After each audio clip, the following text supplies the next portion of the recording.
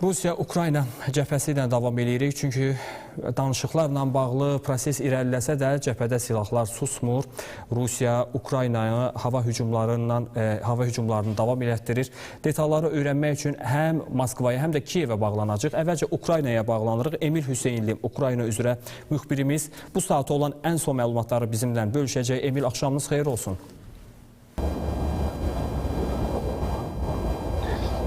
Axşamınız xeyir Novruz. Rusiya ordusu bu günləri Ukraynanın bəzi yaşayış məntəqələrinə idarə olunan aviabombalarla zərbə endirib. Belə ki, Ukraynanın Donetsk vilayətinin Ukraynanın nəzarətində olan Slavyansk yaşayış məntəqəsinə endirilən idarə olunan aviabomba zərbələri nəticəsində xeyli sayda yaşayış evləri dağılıb və hazırda da dağıntılar təmizlənir və dağıntılar altında insanların qaldığı ehtimal edilir. Ukrayna Fövqəladə Hallar üzrə Dövlət Xidmətinin yaydığı məlumata görə bu aviazərbələr nəticəsində ən azı 2 mülki şəxs həlak olub, 20 nəfər isə xəsarət alıb. Həlak olanlar ana və 11 yaşlı övladı olub. Həmçinin xəsarət alanlar arasında uşaqların olduğu da qeyd edilir və 5 nəfərin isə vəziyyəti ağır qiymətləndirilir. Həmçinin Rusiya ordusu zərbə dronları ilə Xarkov və Zaporojye vilayətlərinə də yaşayış məntəqələrinə, enerji infrastrukturlarına zərbələr endirib və dağıntılar qeydə alınıb.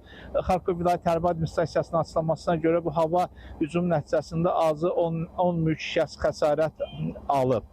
Və Ukrayna Silahlı Qüvvələrinin yaydığı məlumata görə son sutkada Rusiya ordusu 125 zərbə dronundan istifadə edib və bu Ukraynanın 6 istiqamətinə yönləndirilib.